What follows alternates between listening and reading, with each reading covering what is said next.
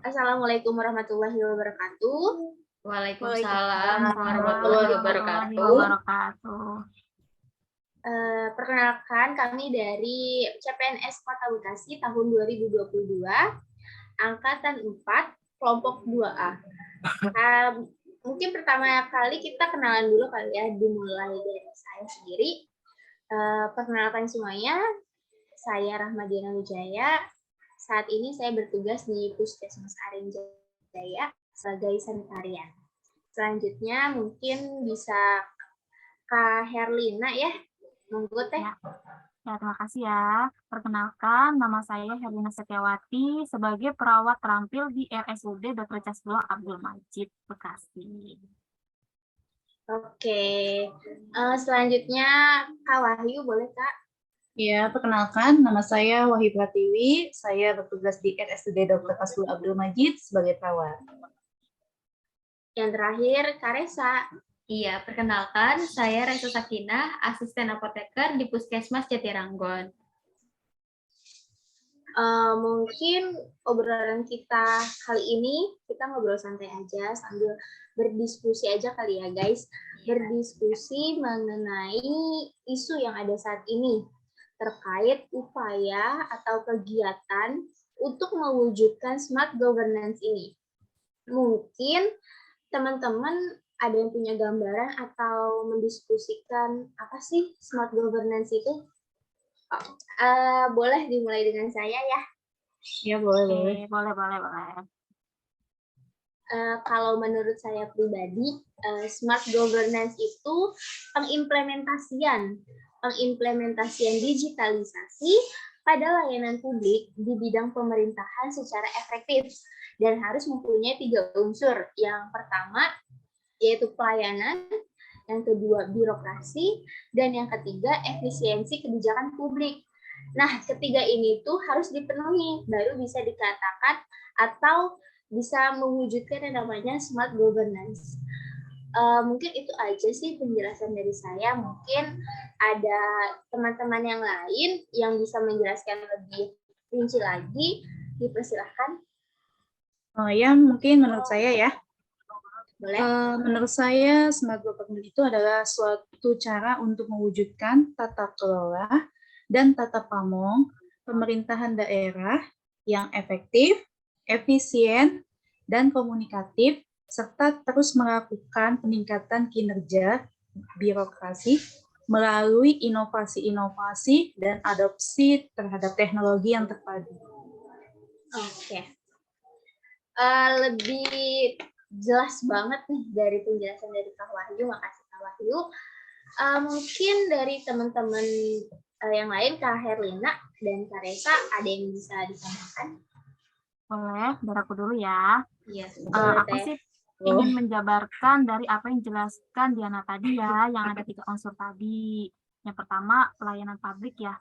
Pelayanan ini yaitu pelayanan administrasi kepada masyarakat. Meliputi ada status kewarganegaraan, status usaha, sertifikat kompetensi, kepemilikan, atau penguasaan atas barang. Nah, wujud dari produk tersebut itu adalah dokumen-dokumen resmi seperti SIUP, izin trayek, izin usaha, akta, kartu tanda penduduk, sertifikat tanah, dan lain sebagainya. Nah, lalu yang kedua, manajemen birokrasi yang efisien. Ini adalah tata kelola birokrasi yang berorientasi pada keadilan, bertanggung jawab, dan keterbukaan. Misalnya pada sistem e-planning, sistem e-budgeting, e-money, dan lain-lain. Nah, pengembangan aplikasi e-gov ini harus diarahkan menuju ke arah yang integrated atau interoperability e-gov atau yang saling berkomunikasi dan berhubung antar satu aplikasi dengan aplikasi yang lainnya, serta lintas OPD atau disebut dengan smart e-gov. Nah, layanan smart e-gov ini perlu didukung dengan sebuah City Operation Center. Lalu yang ketiga, efisien kebijakan publik. Ini yaitu pengambilan kebijakan publik dengan mengutamakan pada aspek yang memberikan dampak positif bagi masyarakat melalui mekanisme mendengarkan aspirasi masyarakat secara berkesinambungan. Nah, itu sih dari saya ya.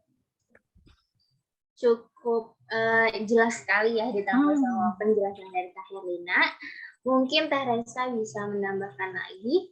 Iya, izin menambahkan, untuk konsep lain smart government adalah transparansi, yaitu mendekatkan masyarakat dengan pegawai pemerintahan.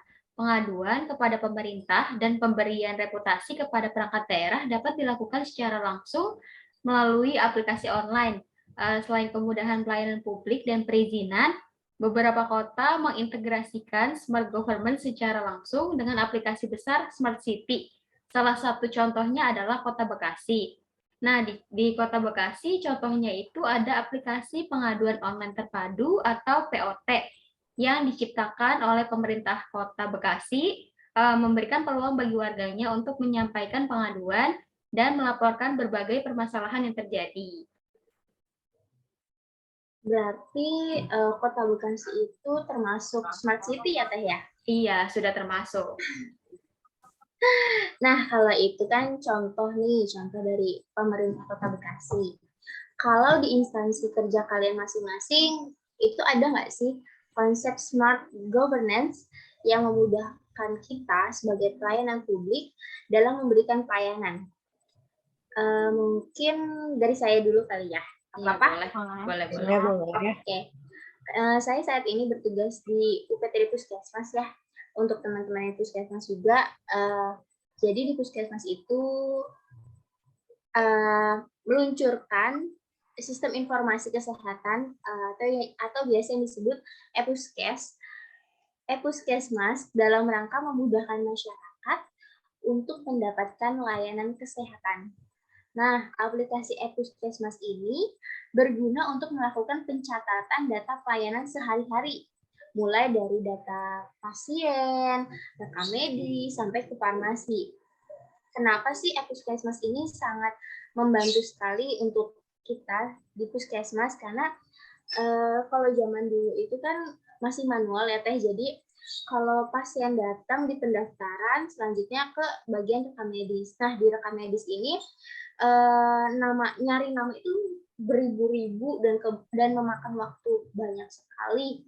Nah, kalau pakai e-Puskesmas itu tinggal diketik aja NIK-nya, jadinya langsung ketahuan semua rekam medis beliau itu apa. Nah, selanjutnya di bagian dokter, mungkin kalau dokter itu kadang agak males gitu ya nulis status pasien panjang-panjang. Nah, kalau misalnya di e-Puskesmas ini juga sangat membantu. Ditambah juga dokter harus menuliskan resep obat. Nah, minusnya itu kalau manual kan kita nggak tahu nih ya tulisan dokter, nggak semua orang bisa ngebaca tulisan gitu kan. Yang ditakutkan kalau kita keliru dengan tulisan itu, maka ya takutnya kita salah pemberian obat, kan itu fatal sekali. Tapi kalau memakai e-Puskesmas ini, kan tulisannya general, semuanya juga bisa melihat. Jadi itu menjadi salah satu keuntungan atau keunggulan dari e-Puskesmas ini, benar-benar sangat membantu sekali bagi kita di Puskesmas. Kalau di saya sih itu ya, mungkin di tempat lain, di UPTD lain bisa di sharing-sharing, boleh? Iya, saya dulu ya. Saya bekerja di RSUD Dr. Kasbul Abdul Majid.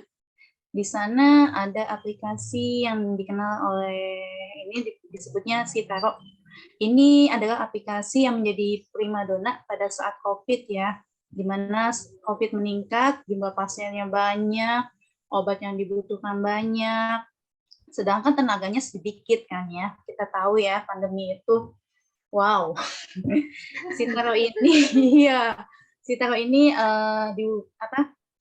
diluncurkan sebagai usaha untuk mempermudah pasien yang tidak lagi untuk mengantri obat. Jadi pasien itu nggak perlu ngantri lama-lama untuk mendapatkan obatnya. Tahu sendiri kan penyebaran COVID kemarin tinggi. Kalau pasien COVID nunggu lama, yang ada bisa menyebabkan yang lain. Jadi pasien cuma datang, obatnya nanti kita antar. Nah, aplikasi ini juga mendapatkan penghargaan waktu dia masuk ke dalam 10 besar penghargaan ajang kompetensi inovasi Jawa Barat pada tahun 2020. Tuh. Dia juga mendapat piagam penghargaan dari Wakil Gubernur. Mungkin itu sih, mungkin ada yang bisa menambahkan. Mungkin Bu Herlina. Berarti keren banget ya Teh, si Karo itu bisa dapat penghargaan. Ya lumayan ya Teh, bisa lebih dari 1 gitu kan. Iya. Boleh selanjutnya dari Teh Herlina ya Teh. Oke, dan saya dulu ya. Saya juga sama Teh Wahyu, saya bekerja di RSUD Dr. Kasbul Abdul Majid. Nah, kalau yang mau saya jelasin ini namanya aplikasinya si Berojol, yaitu sistem berobat jalan online. Nah, sistem ini nih menawarkan kemudahan kepada masyarakat untuk berobat lewat jalan. Sistem brojol ini nih dimulainya pada awal tahun 2019 yang berawal dari permasalahan antaranya lamanya waktu tunggu pasien untuk mendaftar sama lahan parkir yang tersedia ini cukup terbatas. Makanya dibuatlah si aplikasi si brojol ini. Jadi dengan aplikasi ini pasien itu nggak perlu lagi ngantri lama-lama di rumah sakit, jadi bisa langsung daftar di rumah dari website www.daftar.rsud.cam.id.